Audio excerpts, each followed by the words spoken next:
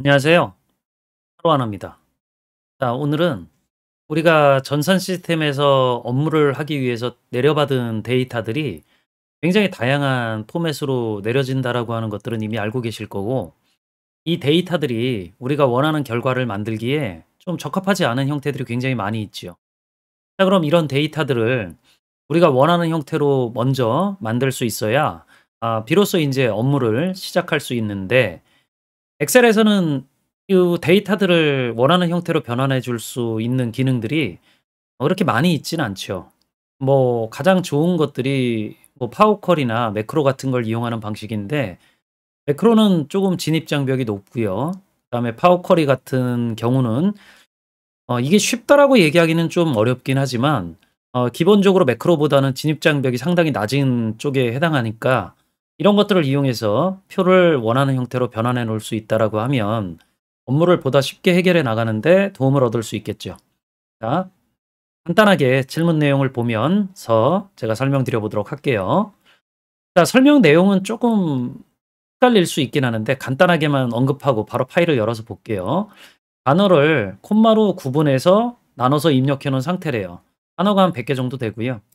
자, 이걸 원하는 엑셀 칸이니까 이게 뭐 셀이겠죠. 셀에다가 원하는 형태로 좀 이렇게 정리해서 입력되어져 질 수 있으면 좋겠다.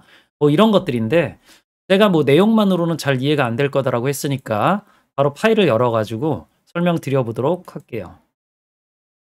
자, 보시면 여기에 이제 데이터가 들어가졌으면 좋겠다라고 지금 얘기를 하고 있는 거고, 기본 데이터는 여기 있어요. N5셀에 들어가져 있는데, 전체 데이터를 좀 확인해 보기 위해서 제가 수식 입력줄을 조금 확장시켜서 보여 드릴게요. 자, 이렇게 보여 드리면 기본적으로 한 100여 개 단어가 쉼표로 구분해서 입력되어져 있는 거죠.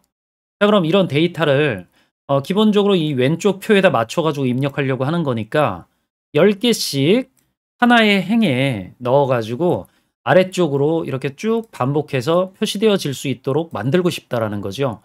규칙적이긴 하는데, 이런 식의 작업을 우리가 쉽게 할 수 있다라고 얘기하기는 좀 그래요.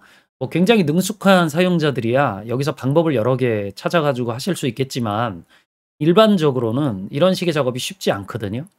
또 이런 식의 작업이 반복적으로 진행되어진다라고 하면 굉장히 불편한 작업들이 되져요. 자, 그래서 제가 파워 쿼리를 이용하는 방법들을 한번 설명드려 보도록 할게요. 자, 파워 쿼리를 이용하려고 그러면 일단 먼저 이 단어를 파워 쿼리 편집기 창에서 확인해서 작업을 할 수 있어야 되니까 표로 등록해 놓는 것들이 좋겠죠.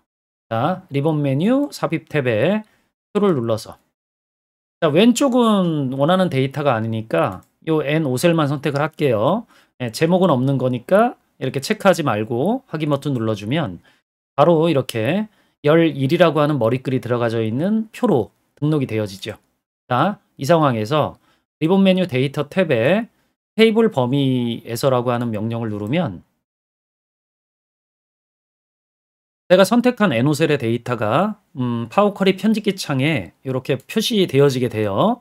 자, 그럼 이 아래쪽에서 보여지고 있는 데이터가 전체 데이터겠죠. 자, 근데 일단 우리가 처음부터 해야 되는 작업은 뭐예요? 조금 확장해서 보여드릴게요. 자, 얘들을 일단 단어별로 구분을 해줘야 되잖아요. 자, 그러면 열분할 같은 걸 이용할 수 있어야 되겠죠. 홈 탭에 열분할을 이용해서 구분기호 기준으로 해서 한번 잘라내면, 자, 여기에 쉼표는 자동으로 인식을 해요. 자, 그리고 이 데이터를 오른쪽 방향으로 쪼개면 열이 굉장히 많이 생기겠죠. 자, 이걸 또 나중에 이렇게 열 피벗 해제 같은 걸 이용해서 작업하려고 그러면 조금 번거롭기 때문에 바로 고급 옵션에서 요 행이라고 하는 걸 선택하실 수 있으면 돼요. 자, 물론 2016 버전 사용자가 업데이트를 한 번도 안 하면 이런 옵션 같은 것들이 제대로 표시되지 않을 수 있어요, 요게. 자, 그러니까 2016 버전 사용자라고 하시면 업데이트를 좀 하셔야 되고요. 아니면 좀 더 이제 상위 버전에서 작업을 하셔야 이런 옵션들이 제대로 출현되어질 수 있다라고 하는 것들은 이해하실 수 있어야 돼요. 자, 그럼 제가 행으로 아래쪽으로 이 데이터가 구분되어질 수 있도록 만들어서 확인 버튼을 한번 눌러주면, 자, 이렇게 전체 행 데이터로 이렇게 쪼개져서 나오는 것들을 확인을 해볼 수 있어요. 자, 그럼 이제 제가 이 데이터를 10 개씩 묶어 가지고 작업을 해야 되잖아요. 자, 그럼 이제 어떻게 해야 되냐.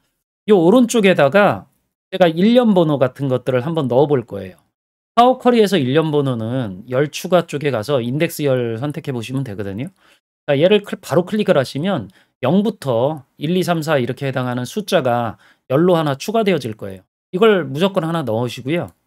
자, 얘들을 10개씩 묶어 가지고 한 개의 행에다가 집어넣어야 되잖아요. 자, 이런 식의 작업을 하려고 그러면요. 요 인덱스 열을 나눗셈의 목과 나머지 값을 구해야 된다라고 생각을 하셔야 돼요. 자, 일단은 지금은 설명드려도 잘 이해가 안 되실 수 있으니까 바로 제가 작업을 해서 한번 보여 드릴게요. 요 인덱스 열이 선택되어져 있는 상황에서 열 추가 숫자에서라고 하는 쪽에 보시면 표준이라고 하는 게 있는데 여기에 나누기 정수, 모듈로 이렇게 되어져 있는 게 있거든요. 나누기 정수라고 하는 것들은 나눗셈의 몫을 구해주는 거고 모듈로라고 하는 것들은 나눗셈의 나머지 값을 구해주거든요. 10개씩 묶어서 작업을 하는 거니까 제가 10으로 나눈 나머지 또는 목 이런 것들을 구해줘야 된다는 거죠. 순서대로 한번 작업을 해볼게요. 나누기 정수를 이용해서 몫을 한번 구해보면 일단 기본적으로 10으로 나누면 되니까 10으로 나눈 몫을 한번 구해보면 이런 값들이 나오겠죠. 그죠? 자, 근데 우리가 화면에서 잠깐 보시면 기본적으로 이렇게 1, 2, 3, 4 요 값이 들어가져 있었기 때문에 요 값이 1, 2, 3, 4로 이렇게 나올 수 있으면 좀 더 좋겠죠. 뭐 제가 이렇게 수식 입력줄이 표시되지고 있으면 간단하게 할 수 있는데 만약 수식 입력줄이 표시되지고 있지 않다라고 하면 요 리본 메뉴 보기 탭에 가보시면 요 수식 입력줄 요런 거 있어요. 자, 요런 거 체크해 놓으시면 될 수 있겠죠. 자, 그럼 제가 여기에서 어떤 식의 작업을 할 거냐면 요 each라고 하는 키워드 뒤에 넘버로 시작되는 함수가 10으로 나눈 몫을 구해주는 동작을 하고 있다라는 걸 쉽게 확인해 볼 수 있는데요. 여기다 2를 더해주면 간단하게 이 숫자가 0, 1, 2 뭐 이렇게 들어가질 수 있겠죠. 1, 2, 3 뭐 이렇게 들어가질 수 있어요. 제가 착각을 좀 했네요. 자, 엔터. 자, 그럼 이렇게 숫자가 바뀌죠. 그럼 아까 제가 설명을 잠깐 잘못했는데 자 보세요. 여기 있는 요 숫자는 이게 1부터 10까지 계속 숫자가 반복되어야 되기 때문에 기본적으로 나눗셈의 나머지 값 가지고 구하는 거거든요. 근데 여기 요 정수 나눗셈 아까 제가 요 값은 몫이 구해진다라고 했으니까 요 몫은 요 왼쪽에 있던 10, 20, 30, 40 요 값으로 나오면 돼요. 요 값으로. 자, 근데 여기는 이제 1부터 뭐 1, 2, 3, 4 이렇게 나오고 있으니까 간단하게 10을 곱하면 되겠죠. 자, 그러니까 제가 여기 있는 수식에다 넘버 요 함수가 나오는 부분에 1 더해진 부분에다가 곱하기 10 이러면 다시 엔터키 누를게요. 자, 그럼 이렇게 10, 20, 30, 40 뭐 이렇게 나오겠죠. 그럼 요 같은 10으로 되어 있는 요 값이 여기까지 되겠죠. 그러니까 한 개의 행에 나오는 데이터라고 보시면 돼요. 자, 이제 열을 구분해야 되니까 나눗셈의 나머지 값이 나올 수 있도록 만들어주면 되겠죠. 인덱스 열을 선택을 하고 표준에 모듈로라고 하는 것들을 선택을 해보면 자, 제가 당연히 나누려고 하는 값은 10이 될 거고 10 확인 버튼 눌러주면 자, 여기에 0부터 1, 2, 3, 4, 5, 6, 7, 8, 9 다시 0부터 1, 2, 3, 4 이렇게 나오죠. 자, 그럼 여기 있는 값에다가 2를 더해주면 되니까 여기 each 뒤에 number.mode라고 하는 함수 부분에다가 더하기 1 해주면 되겠죠. 엔터.